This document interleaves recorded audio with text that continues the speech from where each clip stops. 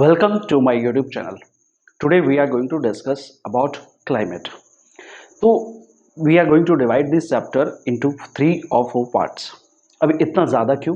क्योंकि चैप्टर बड़ा है. I think you are familiar. अगर क्लास 9 में हो या 11 में है, एक चैप्टर जो तुमको सबसे ज़्यादा परेशान करेगा, दैट चैप्टर इज क्लाइमेट.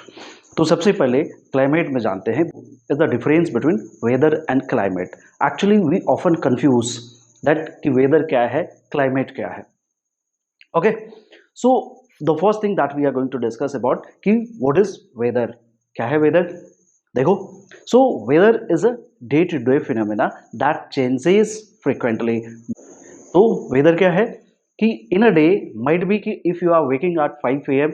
कुछ और वेदर है, 6 a.m. कुछ और वेदर है, 8 a.m. कुछ और वेदर है. So simply we can say that weather is a changing phenomena.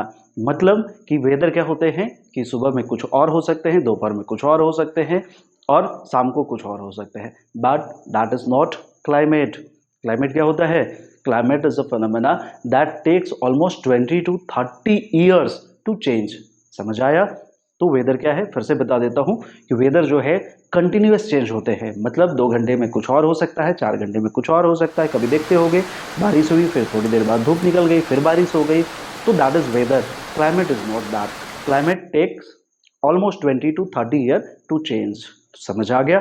चलो, so when we are going to discuss about climate, what are the different factors that changes climate? तो बात करते हैं one by one कि कौन से ऐसे factor हैं जो कि क्लाइमेट को चेंज करते हैं. तो the first thing is that latitude, next is altitude, next distance from sea, next air pressure and wind system, very good, and ocean current, and the last one is the relief features. So these 6 are the major factor that changes climate of any places. तो climate किसी एक के कारण से change नहीं हो सकता है. ऐसा नहीं है कि जो ये 6 फैक्टर हैं सारे के सारे अप्लाई होते हैं. हो सकते हैं कि किसी के क्लाइमेट जो है किसी एक फैक्टर के कारण ही चेंज हो रहा है, किसी में दूसरा लग रहा हो. तो इन 6 फैक्टर्स में जो मैंने यहाँ पे बताया, इस 6 फैक्टर में कोई एक फैक्टर किसी जगह पे अप्लाई हो सकता है. So we are going to discuss about the first factor that is latitude. So what is latitude? Latitude देखो, ये पूरा अर्थ है. तो अर्थ में क्या है, लैटिट्यूड का मतलब क्या हो गया? सिंपल से एक लाइन जो लेटा हुआ है, देख रहे हो ये लाइन लेटा हुआ है, that will be called latitude. अब जैसे ही हम इक्वेटर से ऊपर की ओर चलते गए, मतलब नॉर्थ पोल की ओर चलते गए, तो क्या हुआ? सन की जो लाइट की इंटेंसिटी हो गई वो रिड्यूस होती गई. समझ आया? तो क्या होगा? सन की लाइट जब रिड्यूस हो गई तो light is directly proportional to heat. मतलब क्या हुआ कि लाइट जो जितने अमाउंट इस पार्ट पे मिलने चाहिए थे, इस पार्ट पे लाइट नहीं मिल रही है, और इसका रिजल्ट क्या हो गया कि हीट यहाँ पे कम हुआ, और इसका रिजल्ट हुआ यहाँ पे गर्मी कम होगी. तो गर्मी कम होगी मतलब ठंड ज्यादा हो गए. ठीक है, वाइस वर्सा इसको सदर्न हेमिस्फेयर में ऐसा ही कह सकते हैं कि ये जो पार्ट है, इस पार्ट में जो है लाइट कम मिले तो वैसा ही फिर क्लाइमेट हो गया. समझ आया? तो लैटिट्यूड क्या हो गया? फिर से रिपीट कर देता हूं एकदम शॉर्ट में से कि सन की लाइट जहां पे इक्वेटर में ज्यादा होगी तो इक्वेटर पे ज्यादा गर्मी, नॉर्दर्न हेमिस्फीयर पे कम गर्मी, सदर्न हेमिस्फीयर पे कम गर्मी. या इसको ऐसा कह सकते हैं कि जैसे जैसे हम इक्वेटर से ऊपर की ओर जाते गए, क्या हो गया?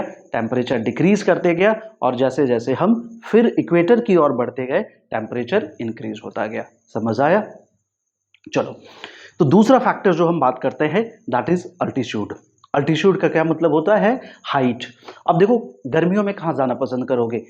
If you are living on a plain areas, या अगर आप दिल्ली में रह रहे हो या चेन्नई में रह रहे हो, तो कहाँ जाना पसंद करोगे बताओ?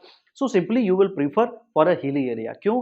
क्योंकि देखो ये हिल जो है ना, ये हिल देख रहे हो, इस हिल में क्या होता है कि नॉर्मल जो सरफेस विंड जाती है तो ये ऊपर तक नहीं पहुंच पाती है, इस पार्ट तक जो है नहीं पहुंच पा रही है. तो इसका इम्पैक्ट क्या होता है कि जो सरफेस विंड की जो गर्मी है वो इस पे इम्पैक्ट नहीं कर पाती है, और इसका रिजल्ट होता है कि जो नीचे जो गर्मी है वो ऊपर तक नहीं पहुंच पा रही है. समझ आया?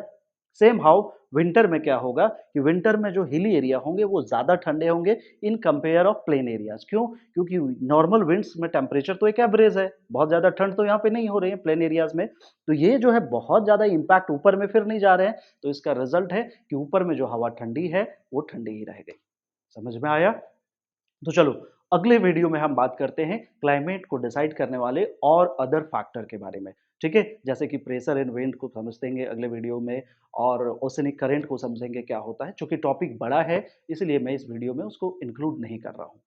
तो चलो, कैसा लगा ये टॉपिक और कितना तुमको पसंद आया, ज़रूर से ज़रूर बताना। मिलते हैं अगले वीडियो में, तब तक के लिए। और हाँ, सब्सक्राइब अगर नहीं किए हो तो definitely subscribe my channel and share it to your friends. Have a good day. Bye bye. Thank you.